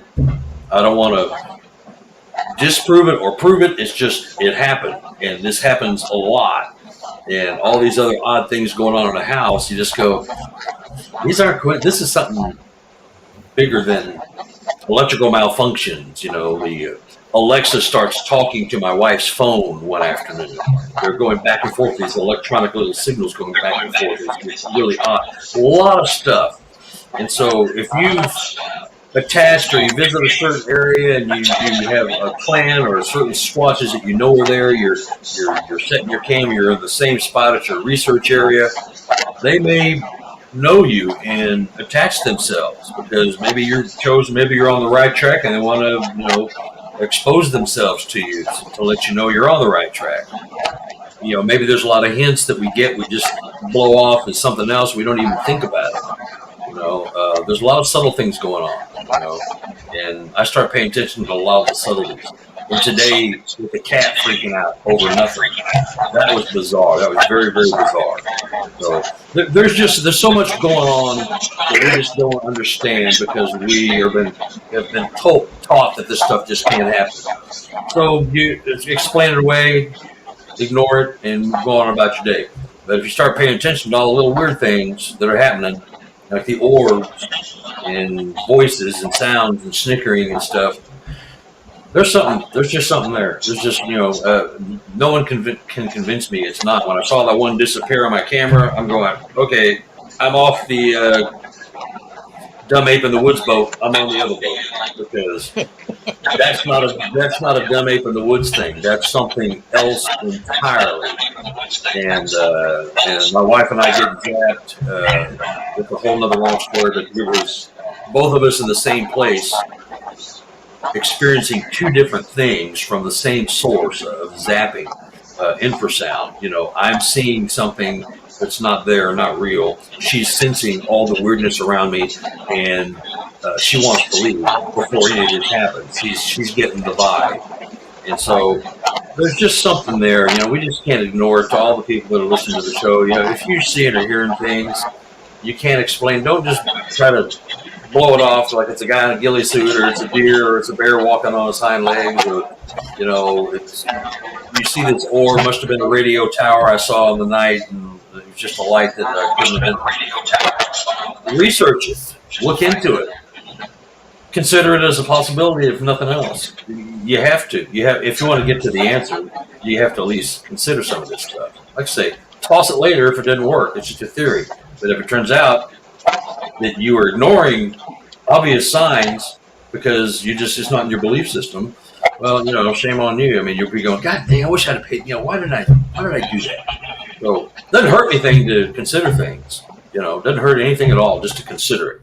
You don't have to believe it's possible, but you can just consider it. That's all I say. That's my soapbox. I'll shut up. I'll stop. Have any of you taken? I had episodes of that. You know, they said if you go visit them, they'll come visit you. I respect them. I'm fascinated with them, but several years ago, I drew a line. You're not coming in the house. You know, you're not none of this foolishness is passing my doorways or my windows. I don't care what you do outside my house, but you're not coming in. You're not welcome. And they'll respect that. All you got to do is tell them to stop. They will respect that. Exactly. And they have respected that for a number of years now. And I don't open that door, and I'm very respectful. I don't go barging out there and harass them. I let them come to me and I interact. But no, I don't. All of that stuff inside the house stopped several years ago with very firm requests and covering by my creator, you know, through prayer. That's all I can tell you. You know, no, I don't want them as house guests. Have any of you guys taken out? See, I got a couple of devices, EMF and a radiation detector. And what I do when I go out into the forest, I do my research, find the evidence, and track them and whatnot. Well, some of the Sasquatch structures that I find out in those woods, I could take my EMF detector, go into the structure, and that EMF detector will go wacko, and bring it back out, and it's completely it zeroed out. And then some of the structures don't do that, but I'll take my radiation detector, and I'll go in, and the radiation, it spikes up, telling me it's harmful and crap, you know. Then I come back out of it, and it goes back down to normal levels. And another weird thing is I've been into some of these structures, because I mean I find them all over out there, and on my videos suddenly I'll get cell phone service. I don't have cell phone service out in these mountains. I'm so far back into those mountains, and I'll go into an area, and every time where there's structures, I can go into a structure. I'll have service. I can sit there and text somebody. As soon as I leave that little spot, there's no service. I go back into that spot, I got service again. It's bizarre. It's bizarre. The only explanation for your EMF or your radiation detector is, you know, possibly, you know, an iron ore deposit or something that is material, something that you can, you know, measure and see. It could be a rock formation. Other than that, there really is no explanation for that. Yeah. You know? Well, I mean, the EMF detector, it'll always do that in a structure, like where an X is, maybe the TP type structures. You know, I found a structure that was like, I don't know what you call that. Some kind of looked like a doorway thing. They took and snapped a tree, snapped the tip down again, and stuffed it under a log. Different little places like that, I could just go into it, and the EMF detector I got, it only detects a foot or two in front of me, and I bought it purposely for that. You actually got to walk up to where you need to go and Yeah. then it'll spike up. It's not one of those that go out in a large area. Yeah. And I could go right into the structure, and it spikes way up. The strange thing is that detector, when I could hold it to my microwave, and if it's a harmful energy of some type, or I'm assuming, it'll spike up and it'll start beeping and it'll turn red. Beep, beep, beep, beep, beep. And then I bring it back out, it turns off just normal white light. Mm-hmm. When I go up into these structures, sometimes it'll bounce all the way up to past 6, more than a microwave, and it don't turn red. It just stays white light, and it doesn't alarm me. It doesn't alarm to start going on. Mm-hmm. That's strange. I don't know. Yeah, it's pretty cool stuff. Well, there's the theory that pyramids are designed to be a power plant. And I don't know if this has ever been proven, or I've seen it, where they took razor blades and they put them inside a pyramid, a small pyramid, like on a table or something, and they were a dull razor blade, and the razor blades were sharpened simply by the power from the 4 equal sides of this triangle. And you may have seen or heard about that. It was, I don't know if it was an old magician's trick or an old rumor, but there's supposed to be a power source, if they're properly constructed, that is generated by being in the right spot in a pyramid. So all that stuff's, and a TP is the same thing as triangular. There's going to have 3 sides, not 4 like a pyramid, but probably the same concept. So I always try to find explanations for my theories. I try to disprove my own stuff. So when I decide to share it with somebody, hey, Pooch, that I'm confident in it, that it's past my muster. Like I say, I'd be the first one to disprove any of my stuff, because I don't want to put it out there if it's baloney, if I find an explanation for it. So I always try to disprove it. But if I can't disprove it, I'm going to throw it out there. Maybe somebody else can find a fault with my logic, But I always try to explain it away if I can. And if you can't, then you're on. Guys, as researchers, that's all we can do. Yep. I hate to cut everybody short, but we've hit the 2-hour mark here.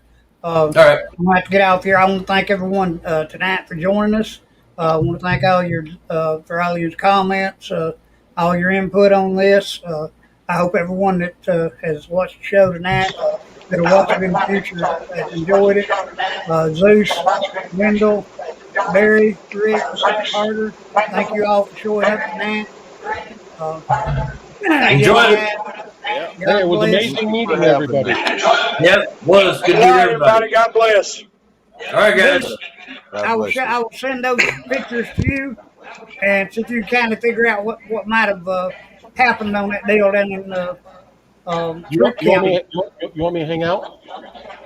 yeah, hang on after the show, and I'll see if I can get them up for you. Okay. All right, guys. Guys, See everybody later. Enjoy it. God bless. See you guys later. Speaking of pictures, I checked the trail cams earlier this afternoon. One of them's got over 1,000 hits. 1,000 hits. Holy shit. What have you got on them? I just downloaded them to